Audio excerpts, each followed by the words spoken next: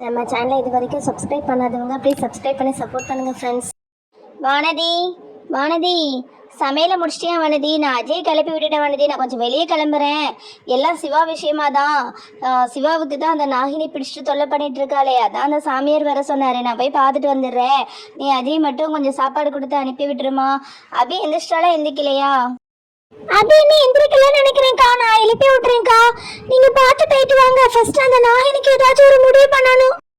அப்புறம் வானதி, உனக்கு ஞாபகம் இருக்கா, நம்ம சிவாவை அந்த நாகினிட்ட இருந்து காப்பாத்துறதுக்கு ஒரு அபூர்வ ஜாதகம் உள்ள பொண்ணை அவனுக்கு கல்யாணம் பண்ணி வச்சா சரியாயிடும் சொன்னாங்கல்ல?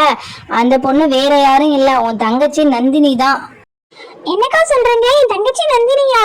ஏற்கனவே சிவாவுக்கும் நந்தினிக்கும் ஆகவே ஆகாது. எப்ப பார்த்தாலும் சண்டை போட்டுட்டே தான் இருப்பாங்க. எப்படிக்கா இதெல்லாம் சரி வருமான்னு தெரியல. சரி வானதி, நான் இதை பத்தி சாமியார் கிட்ட கேட்டுட்டு வரேன். சரிக்கா, நீங்க பார்த்து போயிட்டு வாங்க. அபி, ஸ்கூலுக்கு டைம் ஆயிடுச்சு. இன்னும் எந்திரிக்காம என்ன பண்ணிட்டு இருக்க? சீக்கிரம் எந்திரி. பாரு, அஜய் கூட கிளம்பிட்டு இருக்கான். சீக்கிரம் எந்திரி அபி. அபி அபி எந்திரி. நீ இன்னைக்கு என்னதான் பண்ணாலும் ஸ்கூலுக்கு போகாமலாம் இருக்க முடியாது. நீ எதுக்காண்டி பிளான் பண்றேன்னு எனக்கு தெரியும். எப்படினாலும் ஸ்கூலை கட் பண்ணலான்னு பாக்குற. ஸ்கூல்ல லீவ் எடுக்கலான்னு பார்த்தா அம்மா விட மாட்டாங்க. அபி, நான் கீழே போறேன், சீக்கிரம் எந்திரிச்சு வா. ஸ்கூல்ல லீவ் போடுறதுக்கு தான் இவ பிளான் பண்ணிட்டு இருக்கா. இன்னைக்கு என்ன ஆனாலும் இவளை லீவ் போட விடக்கூடாது.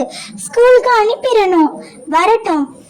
ஸ்கூல் திறந்தாலே அபியோட ஒரே ரோதனையா தான் இருக்கு. எப்படியாவது ஸ்கூல்ல வயிறு வலி, காய்ச்சல், ஏதாவது ஒரு காரணம் சொல்லி கட் பண்ணலான்னு தான் நினைச்சிட்டு இருக்கா. சமையல் முடிஞ்சிருச்சு. அஜய் கிளம்பிட்டான்னு அக்கா அப்பவே சொன்னாங்களே.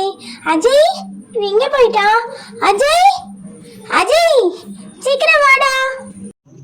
இதோ வந்துட்டேன் சித்தி. அபி கிளம்பிட்டோம்ல சித்தி. அபி ஆளவே காணோம்.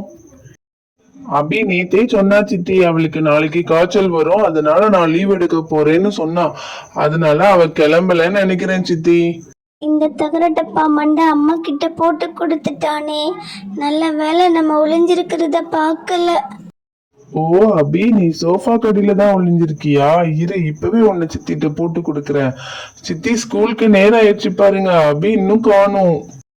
அபி, டைம் ஆயிடுச்சு. எங்க இருக்க? சீக்கிரம் கிளம்பி வா. எங்க போனானே தெரியலையே. டைம் வேற ஆயிட்டே இருக்கு. சித்தி, சோஃபா கடியில தான் ஒளிஞ்சிருக்கா. அபி, சோஃபா கடியில தான் ஒளிஞ்சிருக்கியா? வெளியே வா, வெளியே வா. இன்னைக்கு என்ன ஆனாலும் பரவாயில்ல, உன்னை லீவ் போட விட மாட்டேன். எந்திரிச்சு போய் கிளம்பு. வா அபி. முதல் நாளே ஸ்கூலுக்கு போகலன்னா எப்படி அபி? அடம் பிடிக்காத, எந்திரிச்சு போய் கிளம்பு. அம்மா, எனக்கு ஃபீவர் வர்ற மாதிரி இருக்கு. இன்னைக்கு ஒரு நாள் மட்டும் லீவ் எடுத்துக்கிறேம்மா. ஃபீவர் வந்தா பெரிய ஊசி போட்டுருவேன். ஊசி போட வரியா?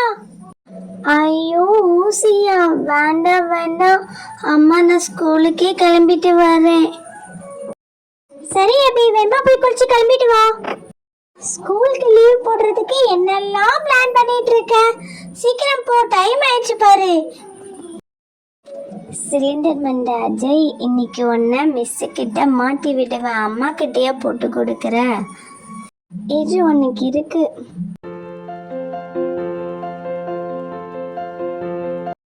அபி, கிளம்பிட்டியா? சரி உட்காருங்க ரெண்டு பேருக்கும், நான் டிஃபன் எடுத்து வைக்கிறேன்.